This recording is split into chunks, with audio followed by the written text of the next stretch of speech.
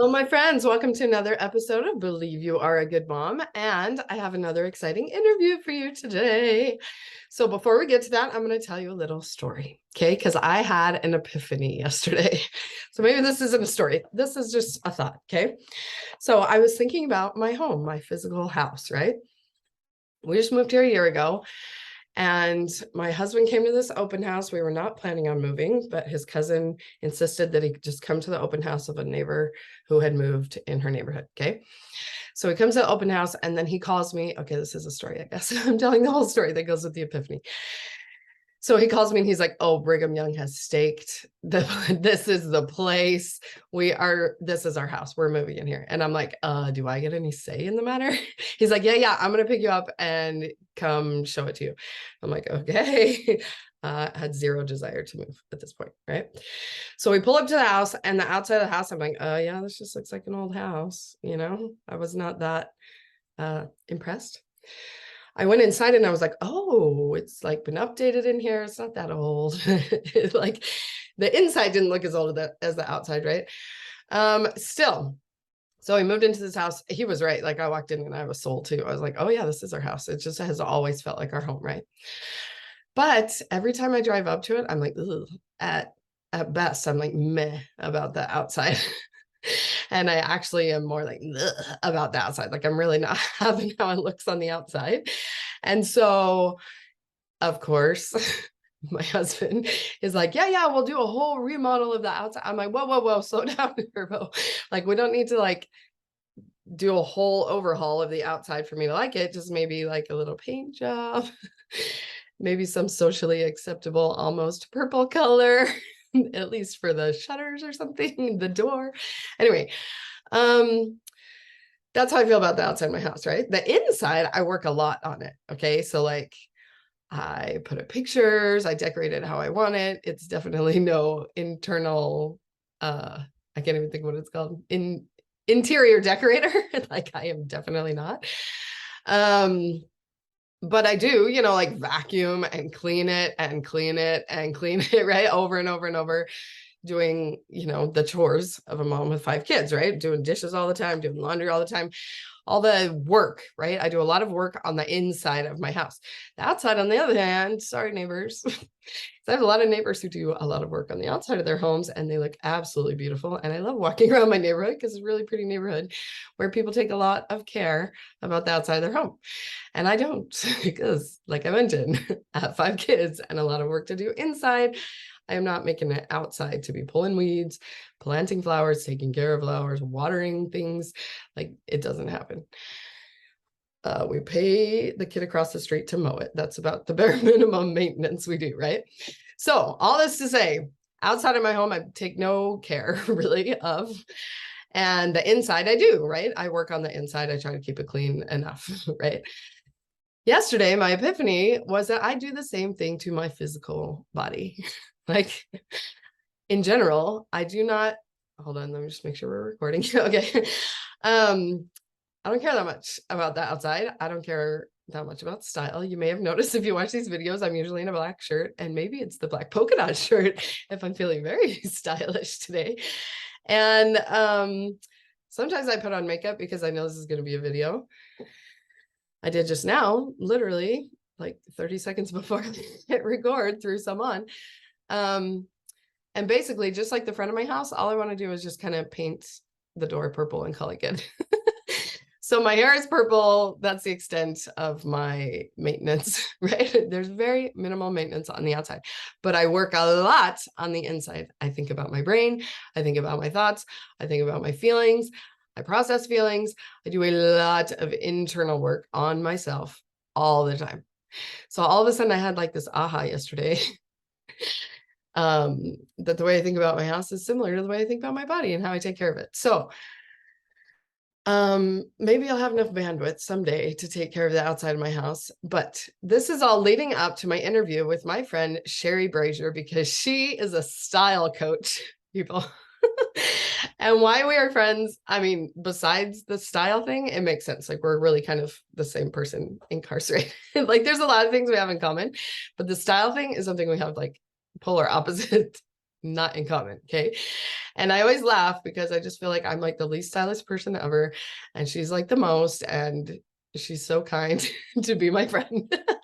Anyway, she doesn't ever make me feel any sort of way. Like my thoughts when I'm around her are not that like she's better than me or, oh, she's so stylish and there's something wrong with me. Like that's why we can be friends, is because I'm not thinking anything like that. I don't know what she's thinking. Oh, cute Emily. What is she wearing? Something like that, probably. Anyway, she is a style coach. So she's a life coach that incorporates style. And this is fascinating to me. So I listen to her podcast. I listen to some of her free content. I've never paid her to help me with my style because maybe someday I'll care about doing the outside work on my house too. Maybe I'll care about doing the outside work on me. But I still want to have her on here to introduce her to you in case you are interested in style. I know that there's even a thing called a style coach, which she's an incredible one. And so if you care about style and you want to look into that, look her up for sure. And I just want to talk all things life coaching, style, believe you're a good mom with my good friend, Sheri Brasier. So I'll let her introduce you for real, but that's my crazy long introduction that has hardly anything to do with the topic, but that's how we roll around here. So Sheri Brasier, let's do this thing. Okay, so Sheri Brasier is a style coach, and I hit pause between that intro, and I just had a whole conversation with her. She coached my face off, literally, because she made me cry and all my mascara ran all over my face. So here we are. We both had a nice cry, and now we're going to talk about how to believe that you are a good mom. So if this is your first episode and you don't know how to believe that you are a good mom, this is what you do. You make a big long list of all the expectations of yourself that qualify you as a good mom, and you throw it away. You drop the war on that list, okay? Because you are a good mom, no matter what is on that list, no matter whether you are doing the things on that list, you are not doing the things on that list, you are a good mom. You just are. So the reason why this matters is because every little thing on that list, your brain tells you, you should be doing this. You should not be yelling at your kids. You should be feeding your kids more vegetables. All day long, the list is talking to you with the shoulds and shouldn'ts and supposed tos. And the only way to have peace in your parenting and to drop the war is to drop the list. Okay, so I have my brain still telling me that I should have style. I should wear a bra. I should put on makeup. And so Sheri and I just had an hour-long conversation about this. And she's going to explain, however, whatever she's going to say, about why I shouldn't. Like, I don't need to if I don't want to. Right, Sheri? Is that a good summary? Yes. Okay, so Sure. tell us all about Yes, yourself, introduce yourself, talk about style coaching, and whatever else. It's all you. Okay. Hello, Emily Wardrop's customers or audience, I guess is the right word, right? Uh-huh. My name is Sheri Brasier, and I am a life and style coach. And I have also been a hairstylist for the last 26 years. So I am very versed in women's style, meaning hair and clothes and all the things. And I have been in contact with and helped lots and lots of women, thousands of women at this point. And I've seen a few things come up time and time again. And that is what Emily is so good at, which is the list of expectations that we have for ourselves. And we should be in some kind of a box that everyone should be, looking like, or, their hair should be, or their clothes should be a certain way or a certain style. And it's just not true. We each have our own individualized style. We each have our own individual lives that we are living, and we want our style to be reflective of who we are, and that can change over time. And if you have an idea of what your style is, then your style can change with you as your life changes and as your seasons change. And I am a mom of 4 boys. They are all in school now. They range from 21 to 12. And I had different seasons of my life where my style was different. And so I love what Emily is doing on her podcast and in her coaching, because I think that there's not enough people in the world telling us that it's okay to be where we are. And it's okay for us to not be where everyone else thinks we should be, and that maybe we even think we should be because of the season that we're in.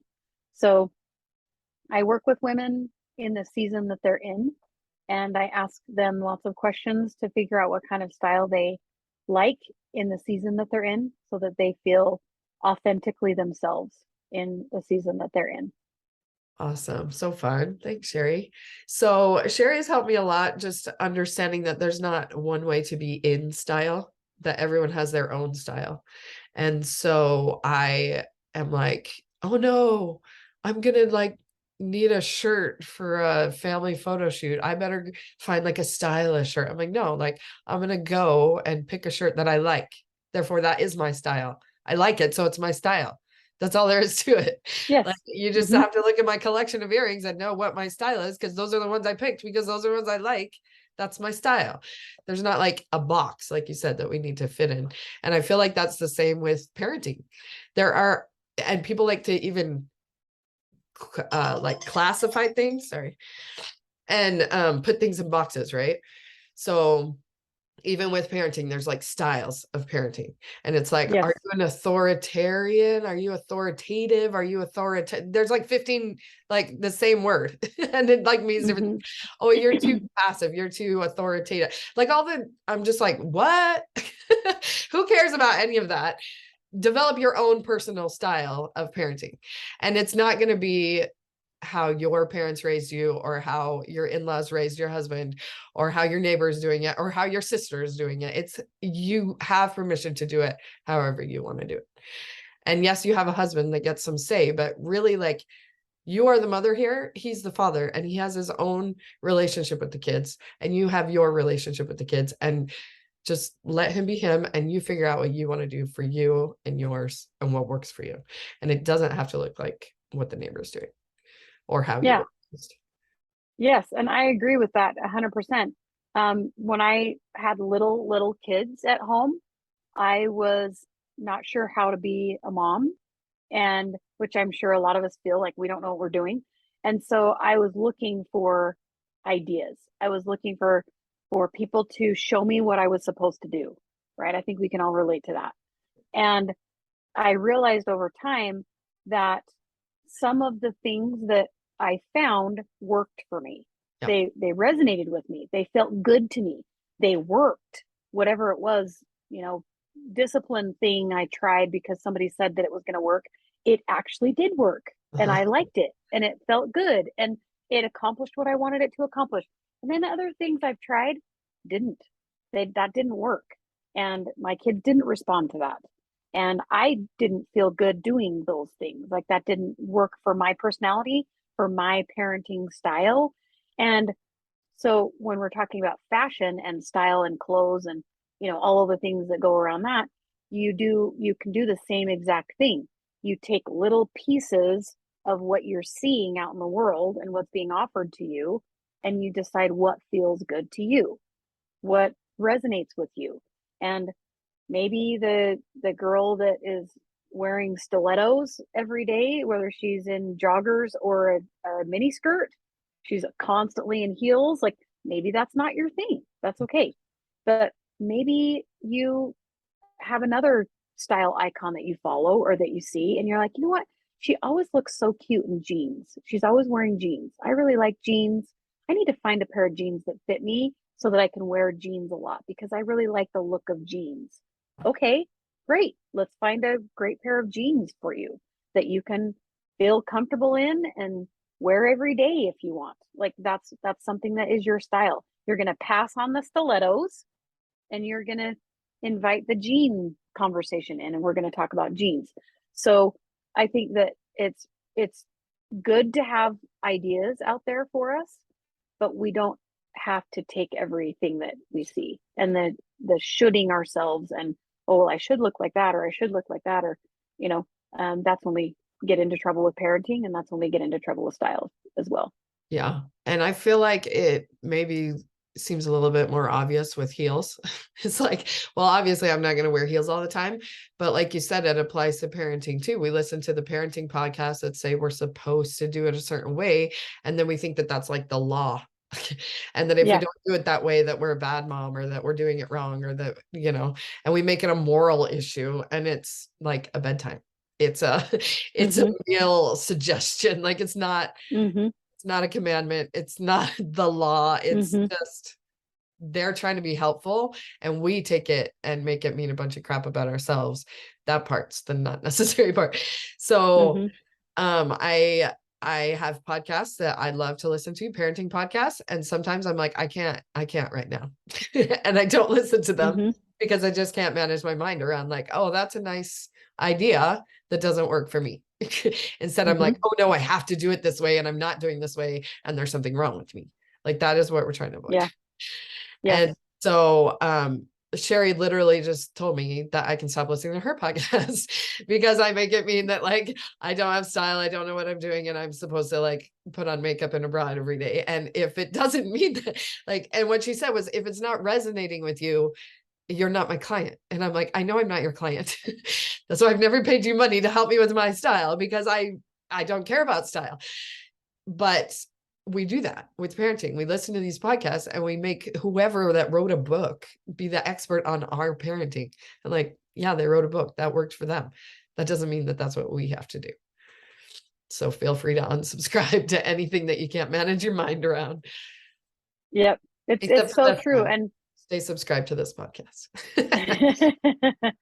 right. And I did tell Emily that if the things that are on my podcast about style that you don't really care about, you don't have the capacity to think about, it's just not your season to worry about, cuts of jeans and how to wear a blazer and what's new on the runway and what's hot this season. Like, if that's not the season of life that you're in, then you don't have to listen to my podcast. You don't have to listen to those things.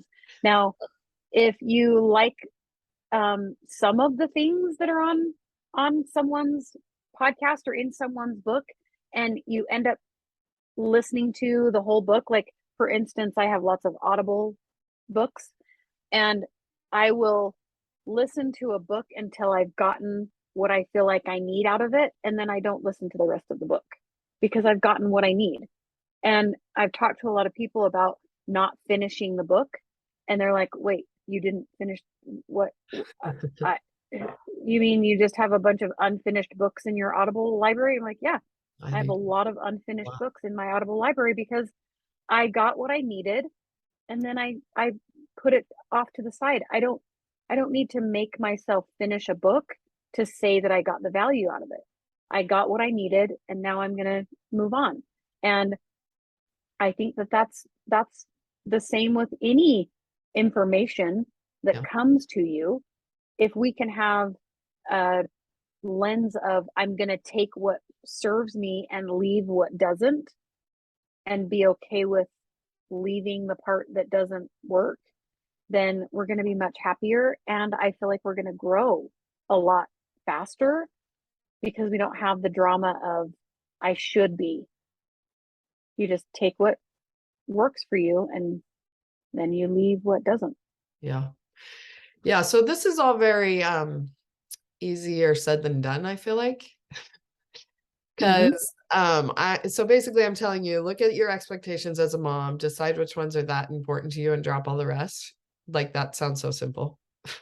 But Uh-huh. I'm telling you, like Sheri has coached me on the same thing for a long time about all my brain drama about makeup and a bra. And I'm telling you, like, we just dug into areas that are like deeper and deeper still. And so that is what a coach can do for you, is you think that it's just about feeding your kids or bedtime drama or whatever. But really, when we get into coaching, we really get into your childhood wounds that are triggering you, and why that's why that's even a problem for you, and what you're making it mean, and why, and all those things that you really just can't even do on your own. Like there's a reason why coaching is really becoming a booming industry, because we've got this figured out how to, I mean, obviously coaches even need coaches to take a look into their own brain. And it's awesome. And I love it. And I would love to help anybody with Mm-hmm. their mom drama, and have Sheri help you with your style drama. And so tell us how we can get more from you, Sheri.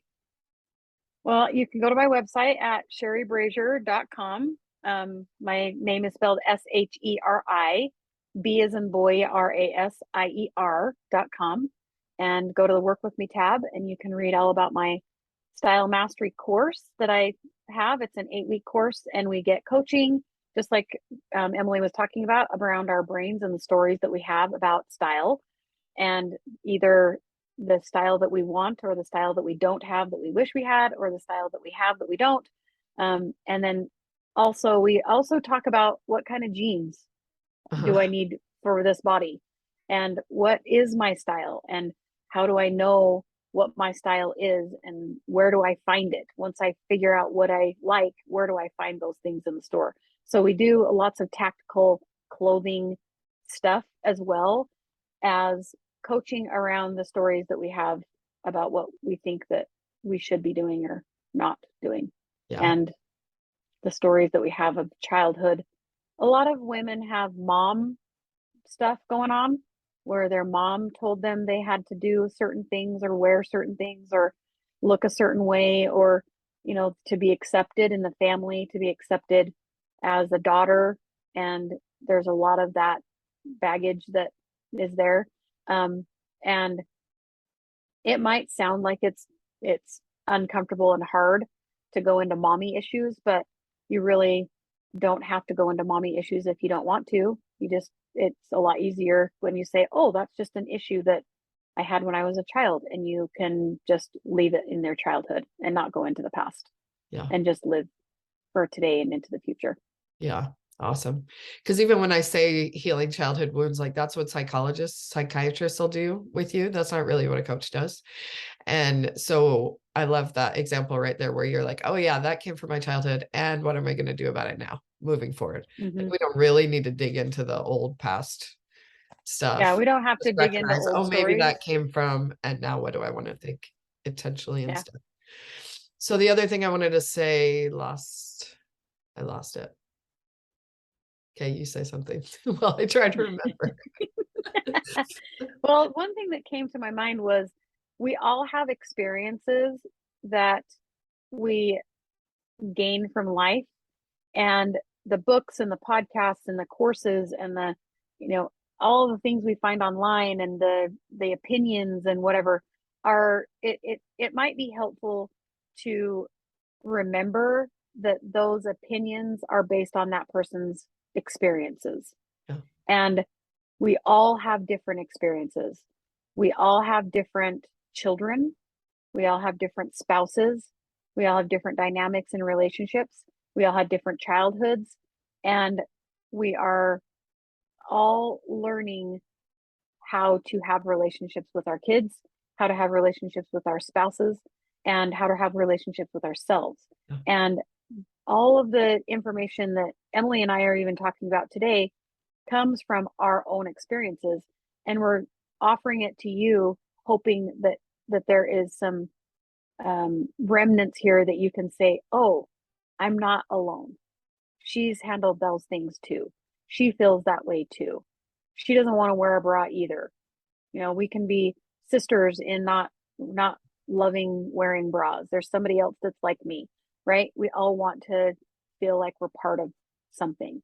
So the things that you hear out in the world, or even on podcasts and whatever, just realize those are those people's experiences, and they're sharing, hoping that it gives someone else hope and feels like they're connected with someone, so that they're not alone.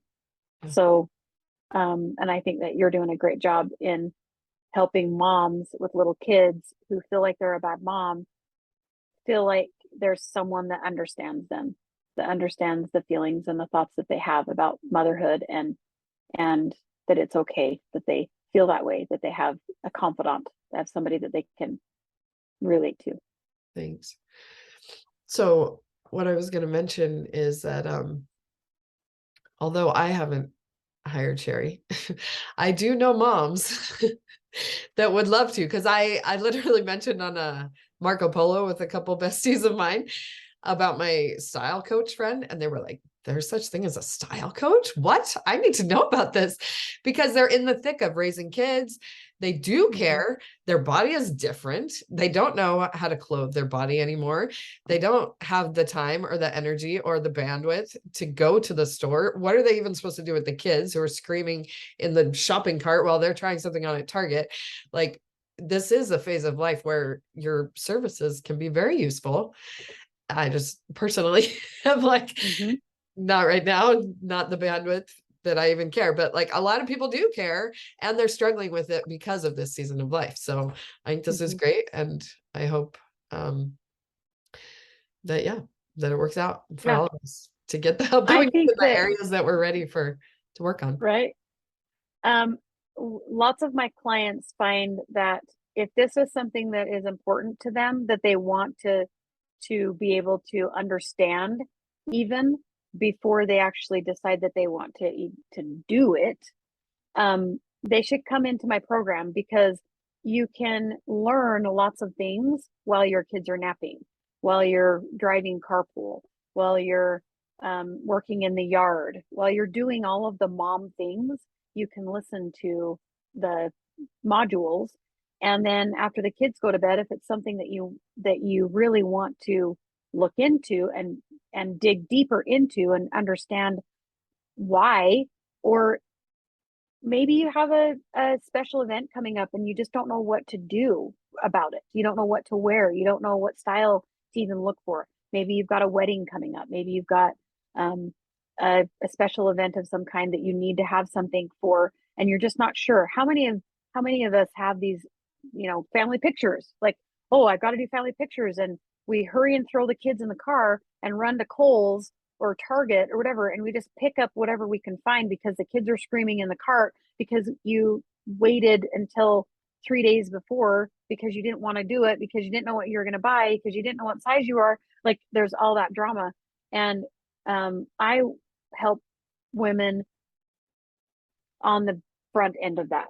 Like, we have a photo shoot that we would like to do in the future, maybe in another month. What do I need to be thinking about now to be ready for that photo shoot? And it really isn't that hard to start thinking about things now, and then to start scheduling a time to go to the store without your kids. There are times that we don't have our kids. We think there isn't, but there is times that we don't have our kids. And there are times that we can schedule to not have our kids if we want to. So if there's a time that you need to go to the store to find something that you need to wear for whatever special occasion, then you feel like you have support, knowing what you're buying, knowing the style that you're going to go look for, because you've talked about it before to me. I've helped you figure out a plan. Then you schedule your time that you're going to go to the store and you're going to try on all the things, and you're going to have me in your pocket, and I'm going to help you through that whole experience. It doesn't seem so hard. Yeah. It doesn't seem so treacherous to do. It doesn't seem so overwhelming. It doesn't seem like stabbing needles in your eyeballs quite as much. Yeah. The kids don't want to come with you when you're trying on clothes in the dressing room, and you don't want them to come. So schedule some time to not have your kids Yeah. so that you can go Well, and buy your even clothes. the way you describe that you would walk into a store and know if they even have the clothes that you're looking for, to just know your own style so well, that just sounds like it would make it a lot easier.